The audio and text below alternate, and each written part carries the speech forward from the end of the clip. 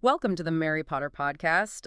This week we're undertaking, like a magical probe into two captivating flash fiction stories from the wizarding world. So get ready for tales of totally unexpected magical abilities and also the burdens of immense power. And our mission for you, the learner, is to explore how seemingly ordinary individuals navigate extraordinary circumstances. Yeah. Within this world brimming with magic, much like you delve into your own fascinating areas of interest. Yeah, that's right. And you guys shared these stories, and you were eager for insights into the less conventional aspects of this magical world. And we're here to deliver some surprising perspectives. Yes, we are. Okay, so let's just kick off our magical probe with the first flash fiction story. It's called Magical Misfit, right? Yeah. And right away, the author throws us into this family, the Blackwoods, Right. practically like synonymous with magical talent, right? Yeah. We're talking about a lineage where even breakfast involves like self-stirring porridge, right? Right, exactly. But then there's Sarah, born into this whirlwind of wizardry, and her attempts at even the simplest spells tend to result in, comical mishaps, think smoke where light should be, Oh. and potions that resemble swamp water, right? Yeah, yeah. That's a really interesting point you bring up there because what's so fascinating here is the immediate subversion of expectations. Right. We're in a society so clearly stratified by magical ability that Sarah's lack thereof, it isn't just a personal frustration, right? It likely shapes her entire identity, her whole sense of self, within her family, but also the wider magical community, right? Yeah. These small details that we get, the failed illumination spells, those potions lessons, Yeah. they paint a picture of constant struggle. Against an inherent limitation, right, in her environment. Oh, absolutely. And you can just imagine the pressure cooker of events like the annual Blackwood wand ceremony, Yeah. right? I mean, for 11 years, it's probably been like this yearly reminder of what she isn't. While, all her peers are out there celebrating their connection to their wands, right? Yeah, absolutely. Classic underdog scenario, but with, a magical twist. It is. Yeah, exactly. This sense of being like an outsider, right, in your own family, in your own community. It's such a powerful narrative setup. Yeah. And it makes the introduction of the catalyst all the more significant, doesn't it? Yes. Uncle Barnaby's return with this ancient relic, this, Yep. Unassuming stone circlet, and his somewhat thoughtless gifting of it to Sarah. Yeah. It almost feels like a consolation prize. It does. It really does. Like, here, dear, maybe this non-magical trinket will keep you occupied, right? Yeah. But here's where it gets really interesting. Despite its age and supposed inertness, right, for non-magical folk, Right. Sarah's the only one who feels this distinct warmth emanating from it, right? It's a subtle but crucial detail, suggesting a connection that bypasses, conventional magical understanding, wouldn't you say? Absolutely. This highlights a key theme we often see in these narratives exploring power. That true connection to it might not always follow, established rules or lineage, right? Right. The circlet, an object of unknown origin.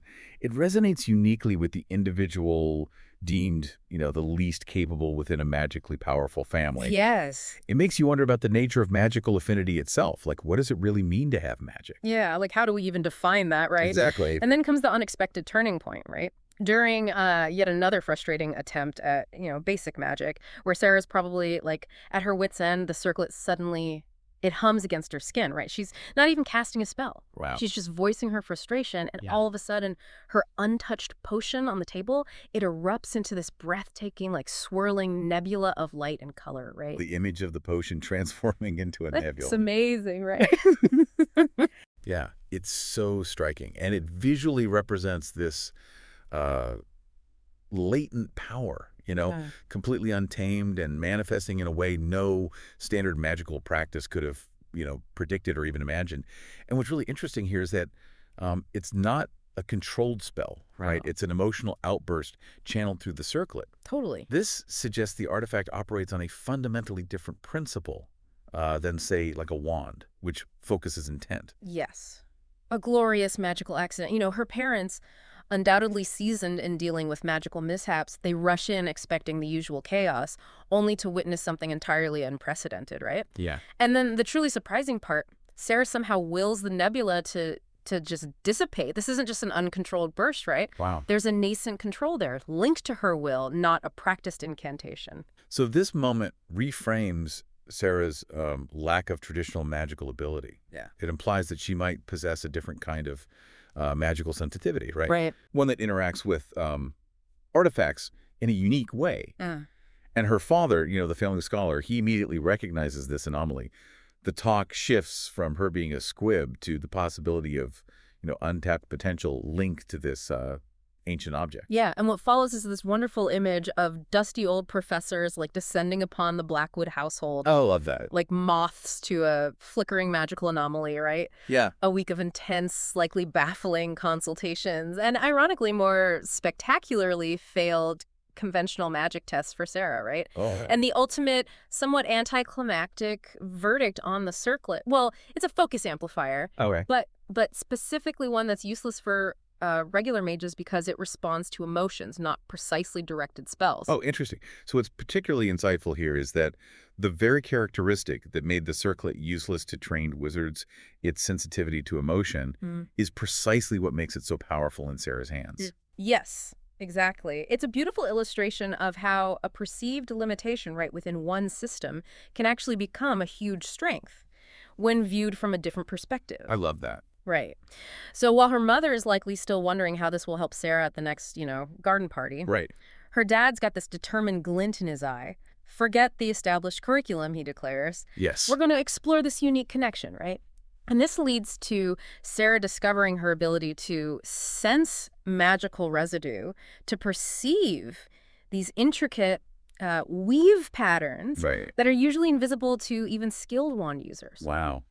This is a fascinating development because Sarah isn't just passively reacting to magic, right? Yeah. She's actively perceiving its underlying structure in a way that bypasses the need for a wand altogether, right? Yeah. The circlet acts as this sensory organ, granting her a unique insight into the fabric of magic itself. Exactly. It's like a different kind of magical literacy. I love that, yeah. And then the ultimate turning of the tables, right? It's the next Blackwood wand ceremony. Uh-huh. Sarah walks in. No wand in sight.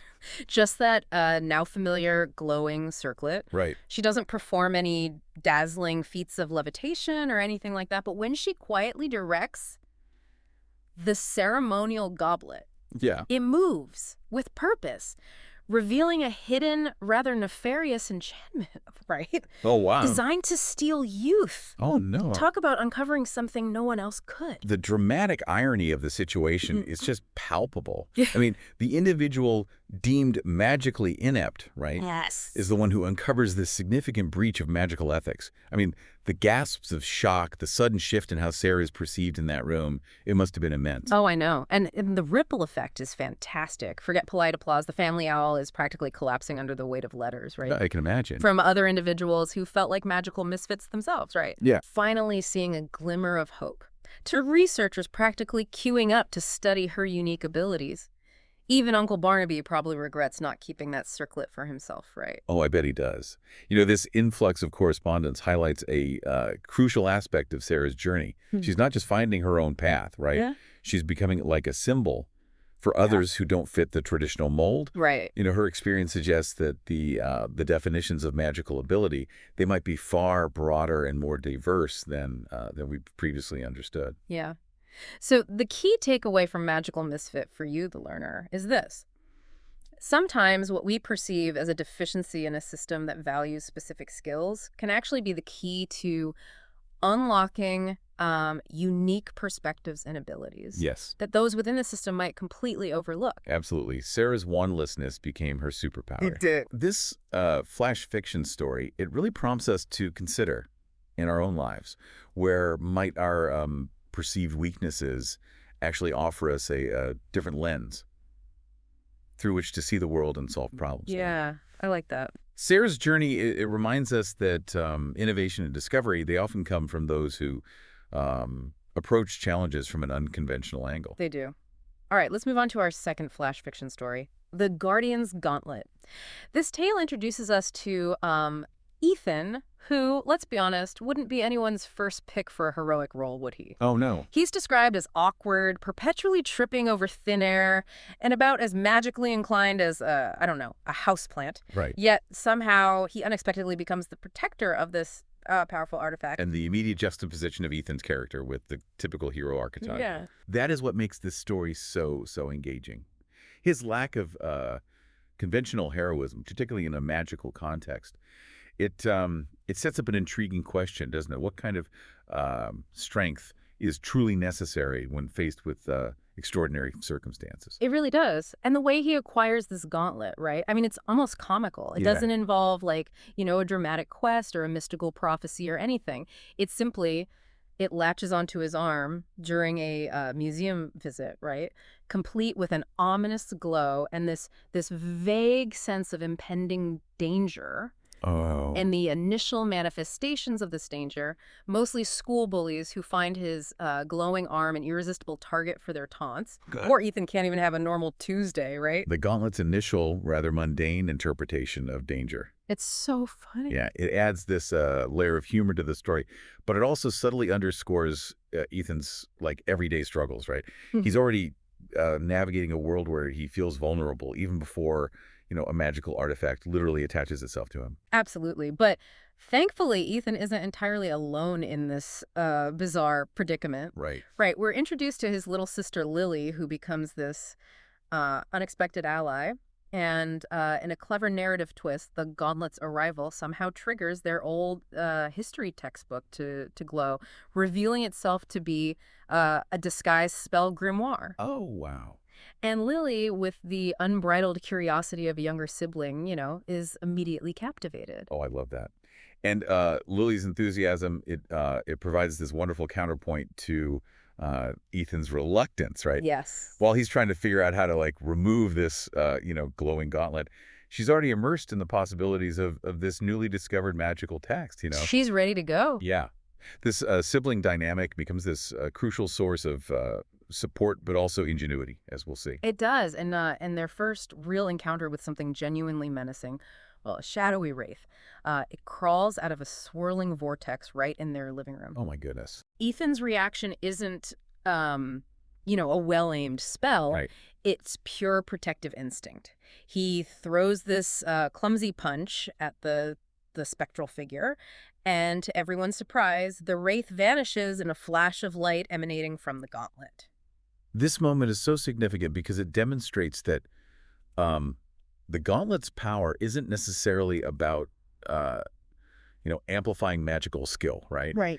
Ethan, a non-magical individual acting out of courage and a desire to protect his sister, is able to defeat a magical entity. It's amazing. Yeah, through this, physical act empowered by the artifact. That's incredible. It suggests the gauntlet responds to something intrinsic within Ethan himself. Yeah, which leads to the revelation about the gauntlet's true nature. It doesn't amplify magical ability, right? Yeah. It amplifies the wielder's courage and determination. And suddenly, Ethan's quiet resilience, what the story calls his quiet kid's fury, makes perfect sense. It does, exactly. Ethan's strength isn't in casting spells, right? Right. Or wielding, magical energy. It's in his inner fortitude. Yeah. The gauntlet acts as this conduit, amplifying his inherent bravery and unwavering commitment to protecting those he cares about. Yes. It's a testament to the idea that courage itself can be a powerful force.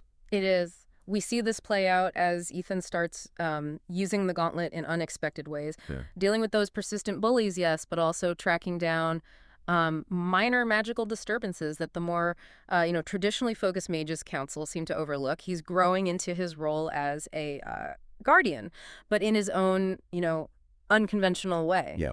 Ethan's journey highlights a different kind of responsibility, doesn't it? It does. He's not, patrolling for dark wizards or casting, grand protective spells. Right. He's addressing the more subtle everyday incursions of magical world into, the mundane, right? Yeah. Showcasing a practical and grounded form of heroism. Yeah, I love that. But the narrative doesn't let them off the hook that easily, does it? No, it doesn't. There are still shadowy figures lurking, clearly after the gauntlet, and whispers of an ancient evil stirring in the background. I mean, the stakes are escalating. They are. And the introduction of a larger, more ominous threat It raises the tension, and it forces Ethan to confront challenges beyond his initial, more localized experiences. Mm. And it suggests that his role as guardian is about to become much more demanding. And then comes this fantastic moment of solidarity Oh, yeah. when the major threat finally materializes. Lily, not with a wand, but with her glowing history book turned spell book in hand. Right. She stands ready to face it alongside Ethan. Wow. It's a powerful testament to their sibling bond and their sheer determination, I think. This shift from Ethan being a reluctant individual protector to a shared guardianship with Lily. Yep. It's incredibly meaningful. And it underscores the idea that even the most unlikely heroes, they find strength and connection and shared purpose. Yeah. Their combined skills, Ethan's amplified courage, and Lily's burgeoning magical knowledge, they create this formidable partnership. They do. So we leave Ethan and Lily standing together, facing the unknown, the gauntlet humming with power on Ethan's arm. The final thought the story leaves you with is that perhaps true strength, the most potent magic of all, isn't always about inherent talent, but about the courage found in love, determination, and facing challenges together. It so beautifully reinforces the underlying theme present in both of these flash fiction stories, that power manifests in diverse ways, often where we least expect it, and that inner strength and human connection can be just as, if not more, significant than conventional abilities. So what does this all mean for you, the learner? These flash fiction stories, these glimpses into the less traveled paths of the wizarding world, Yes. they showcase that true strength isn't always about fitting a predetermined mold, right? Yeah. Power and belonging can be discovered in the most unexpected corners, often rooted in resilience, determination, and the courage to embrace our unique circumstances. I completely agree. And, consider this in your own endeavors. Where might your seemingly ordinary qualities, your persistence, your empathy, your unique way of seeing a problem actually be your most powerful assets? Yeah, What unexpected gauntlet might you already be wearing, amplifying a strength you haven't fully recognized yet? I love that. So we hope this magical probe into these captivating flash fiction stories has sparked your imagination and offered a fresh perspective on the wonders within the wizarding world. Rate and follow the Mary Potter podcast for more enchanting tales. Wizoo.